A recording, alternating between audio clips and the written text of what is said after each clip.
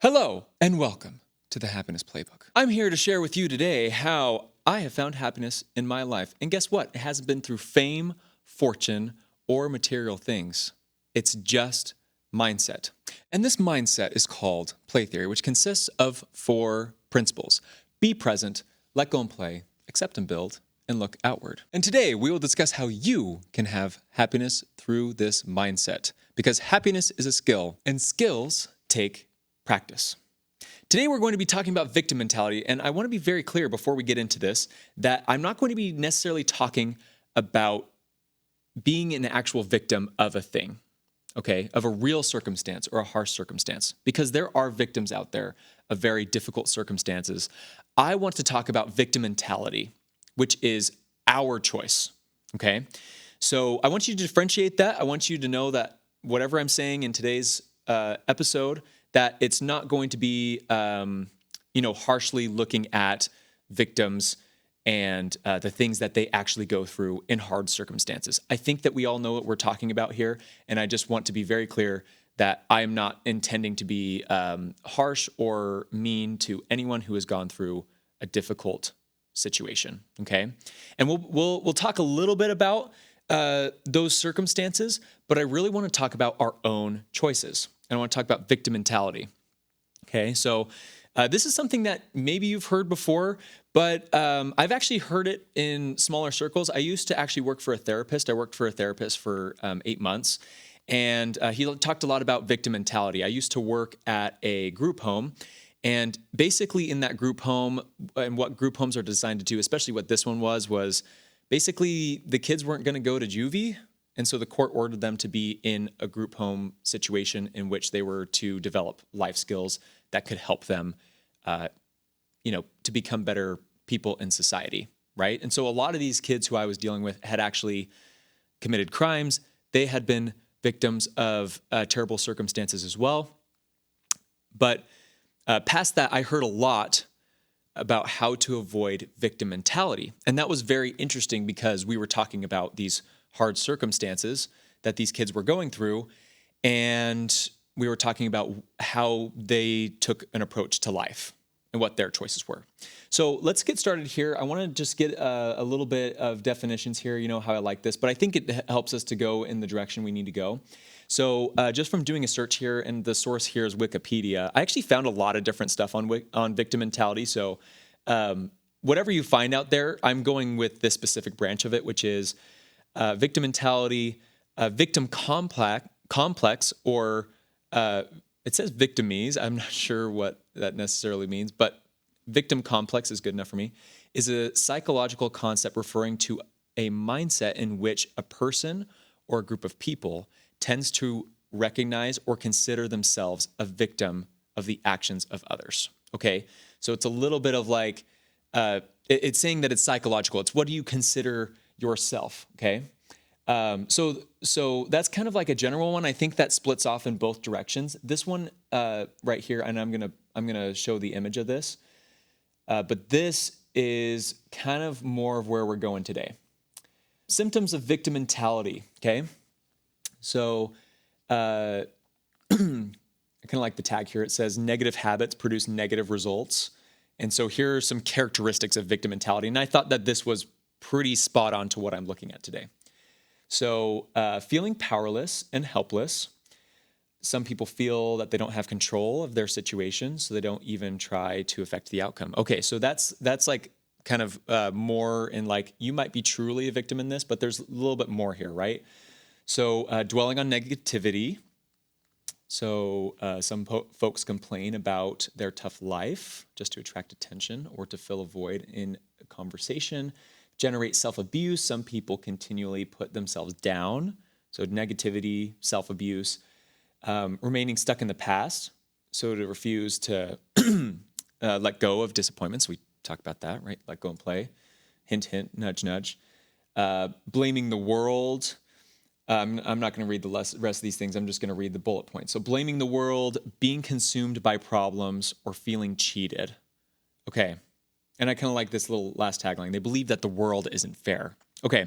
So this is why I want to talk about this today, about this victim mentality, because It's so easy in our day to just let whatever anyone else tells us be our reality.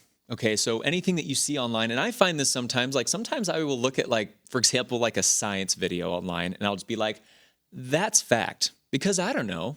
They might know this stuff. So we're just willing online to let people affect us. So when we get taught things like the world isn't fair, you'll never be able to buy a house, you'll never be able to find love,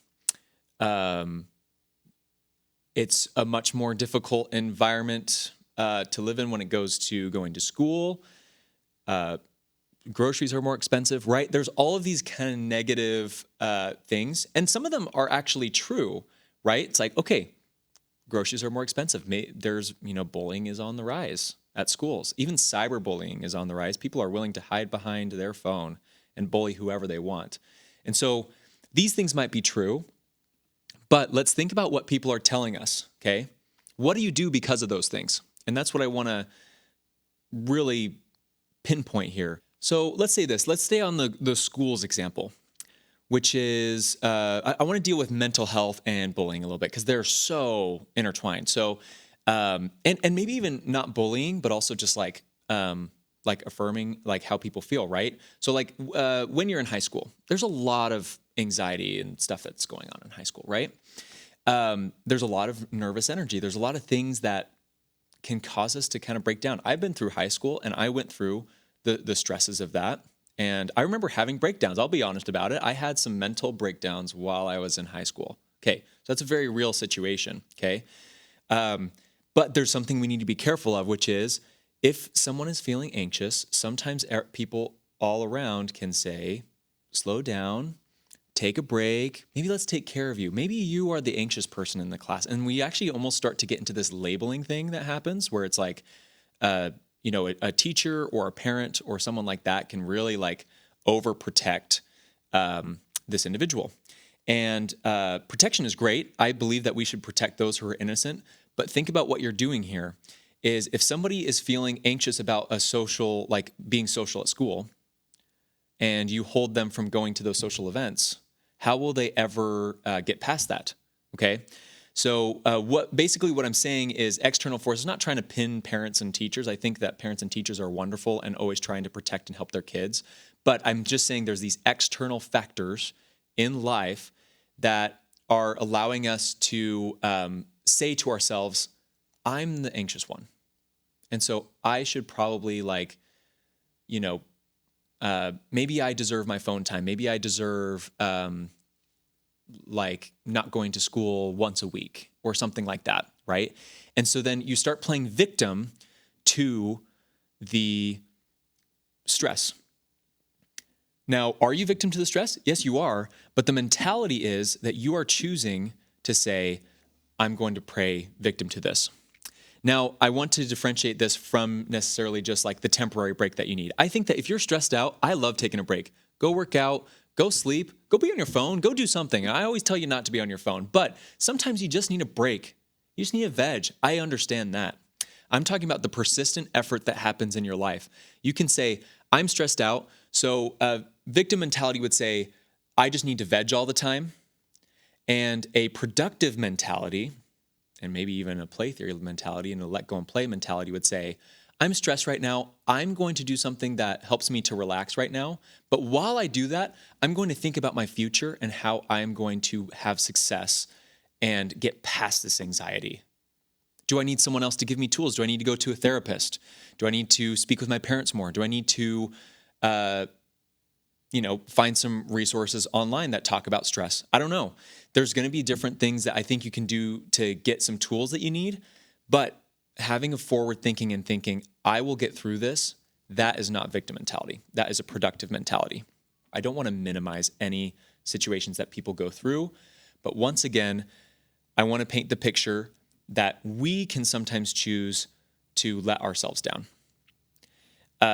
This happens a lot in the workplace too. I have had situations where I was happy at work, and I said this in the last episode too, but I've had situations where I was happy at work. I had the same situations as, I wasn't dating anybody.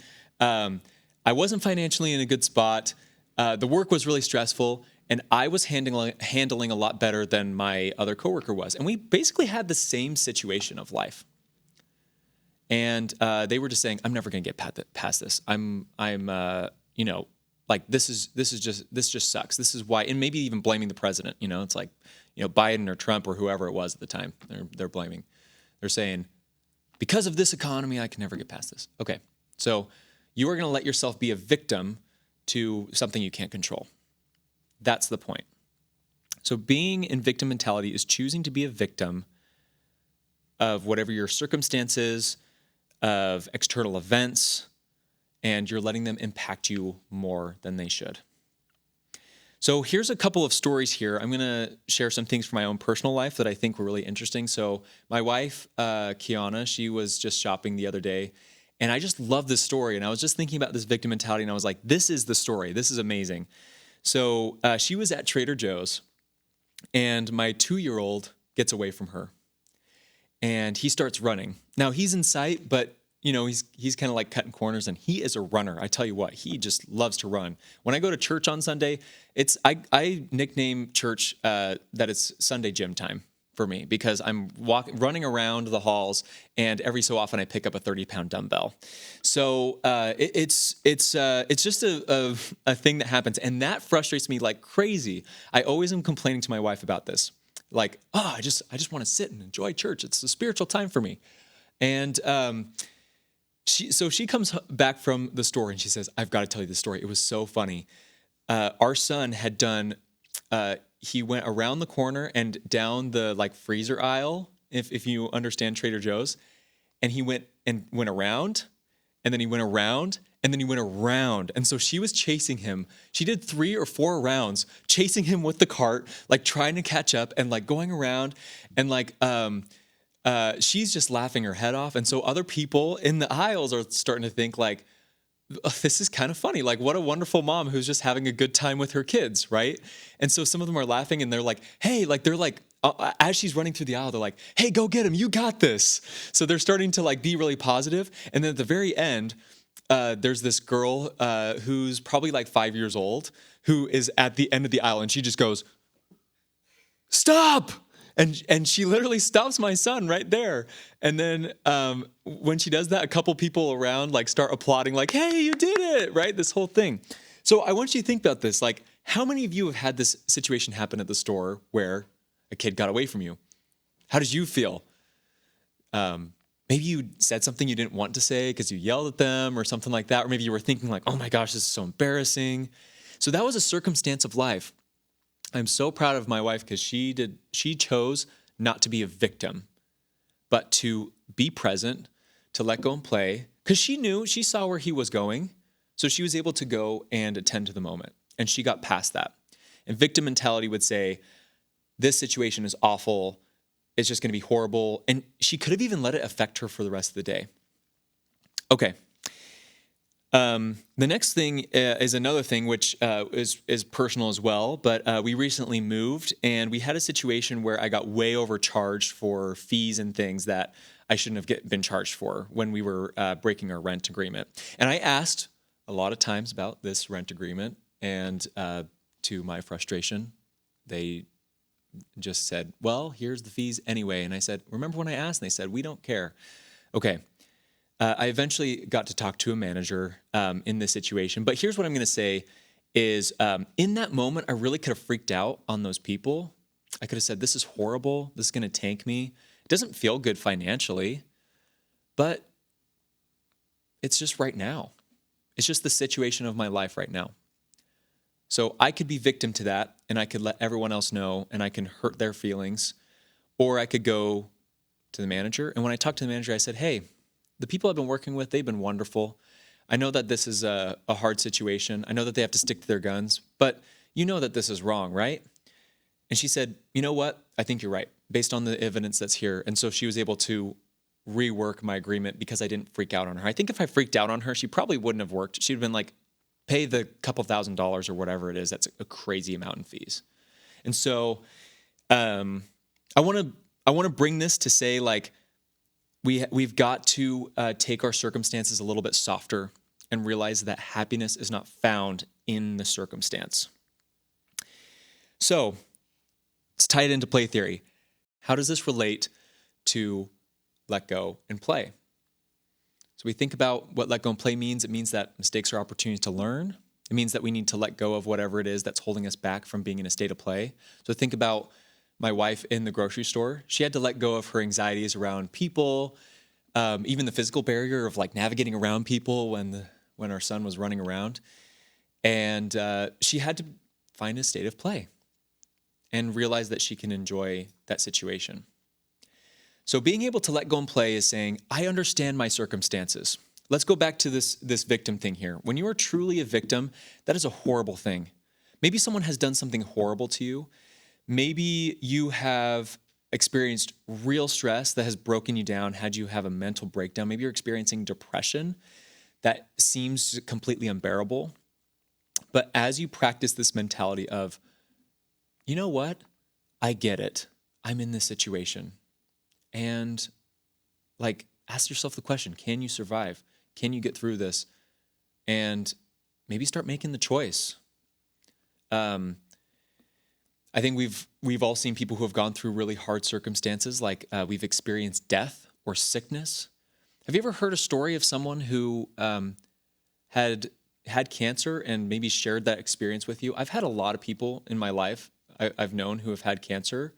They have every right to just wallow in misery. It is one of the hardest experiences to go through. But the stories I hear are always those of like how to be positive in this situation. And the people who go through it and break through and go to remission. I feel like if you have cancer, you are a victim. That is a victim. But I've seen so many cancer patients who have avoided the victim mentality. And that has been, I think, the best way to actually take care of themselves and to have real change and to impact others for good. And with that, we're going to break today. Thank you so much for listening to the Happiness Playbook. And remember that happiness is a skill, and skills take practice. See you next time.